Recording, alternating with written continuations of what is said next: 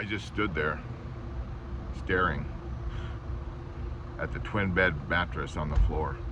It's where our queen bed used to be. That's when I knew that it was over.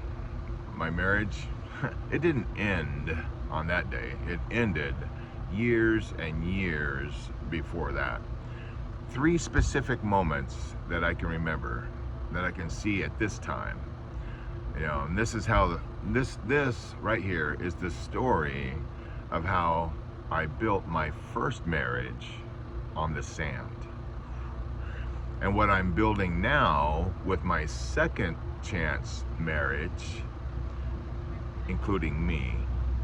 Now look, the Sermon on the Mount, where Jesus, he gives there's people around. Yeah, that's my life. It's okay. But Jesus, he's on the Sermon on the Mount, and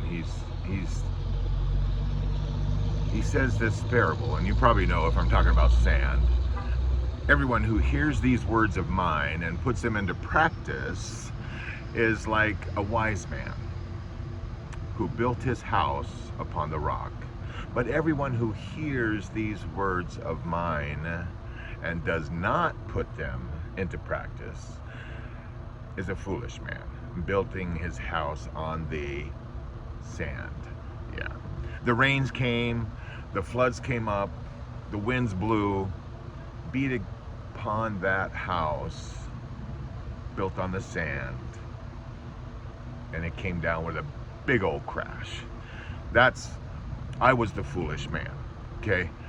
I'm about to tell you how I built my first marriage on the sand, and I watched it fall with a great big crash, splat.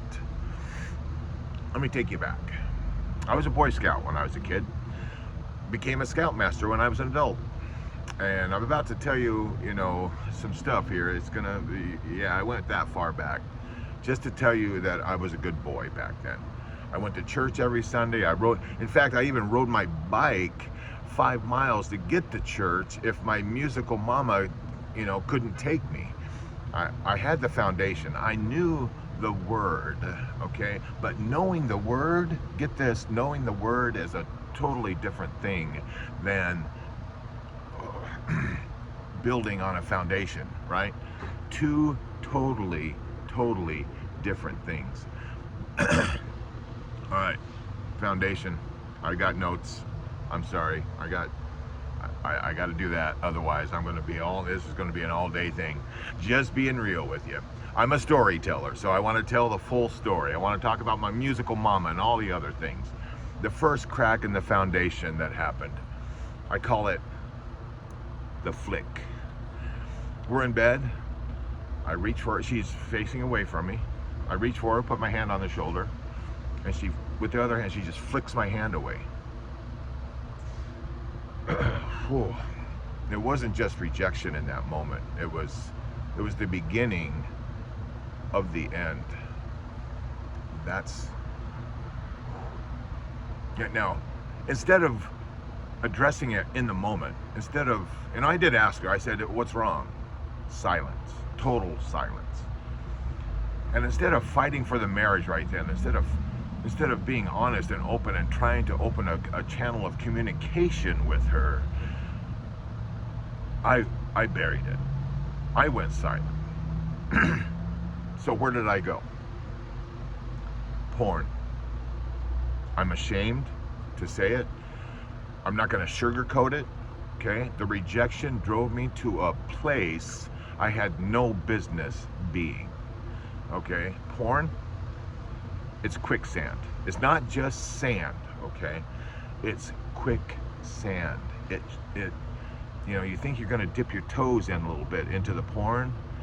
Well, you dip your toes in, before you know it, you've got your feet, and then your knees, and then you're down to your hips, and you're sinking, and pretty soon it destroyed my ability to connect. It destroyed my marriage from the inside of me. I was building on sand. And the sand, it was shifting and moving. Here comes the final nail. The final nail. I came home, stood in the doorway, our bedroom doorway, and I'm staring at the twin bed mattress that my wife left as a message to me. It's where our queen bed should have been. The same bed I reached over and touched her shoulder and she flicked my hand away. The same bed I watched porn in at times when she wasn't there.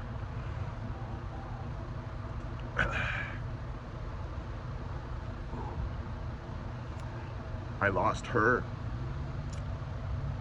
I lost my kids. She took the kids. I did not know where they went. I lost her. I lost the kids. I lost the house. I lost my job. And all of that, I ended up losing me. I ended up driving big rig.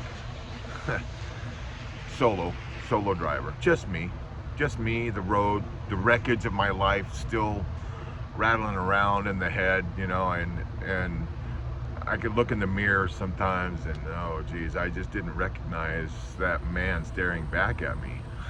You ever have that happen? It's what happens when you build on sand and then the storm comes, and the floods rise, and you don't just lose her and the kids in the house, you lose you. Then one day I'm driving along. I'm driving solo, I'm listening, I'm jamming to some, you know, different music, and it's Christmas time, and along comes this Mormon Tabernacle Choir rendition of the Hallelujah Chorus. Handel's Messiah.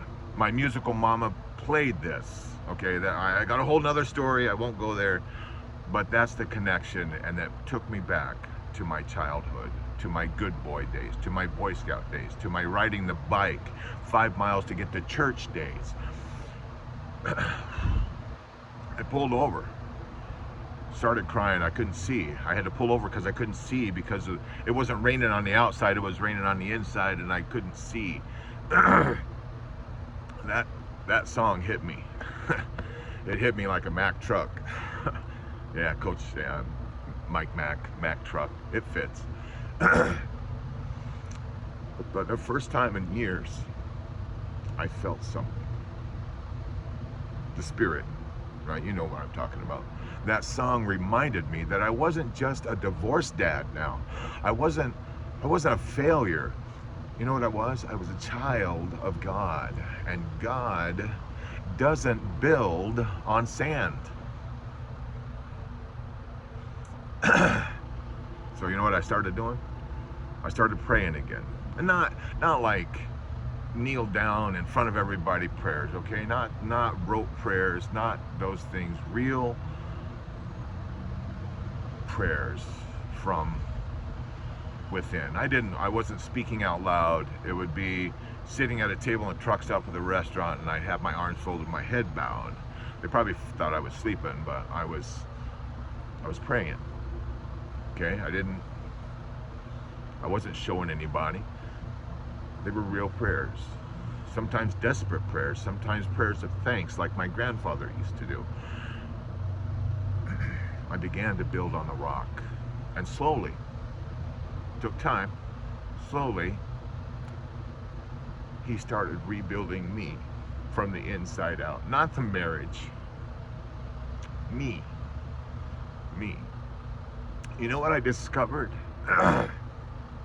There's all kinds of love, okay? There's fatherly love like I have for my children. There's love that you have for peanut butter, okay? No, there's neighborly love. There's all kinds of love that doesn't demand anything in return. The unconditional love I began to feel again. The kind of love, it's built on a rock, okay? A rock. I started showing up better for my kids. Not as the guy who lost everything, but as the as a dad, a guy who's rebuilding.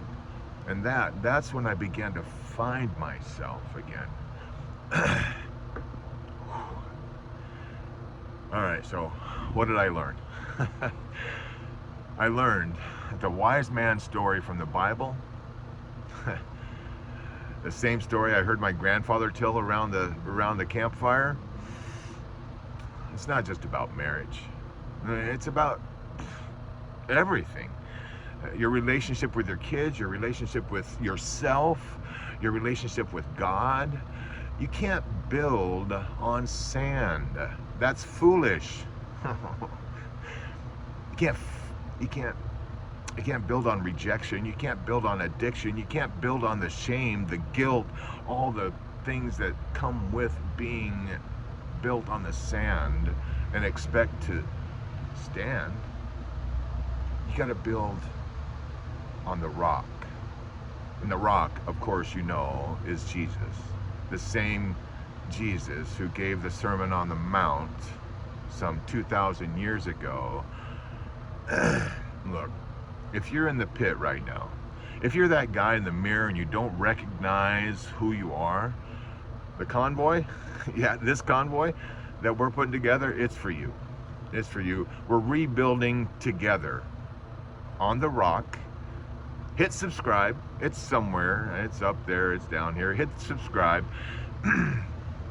Do me a favor and drop a comment. Let me know where you're at in your journey. Let's do this. Love you, brothers.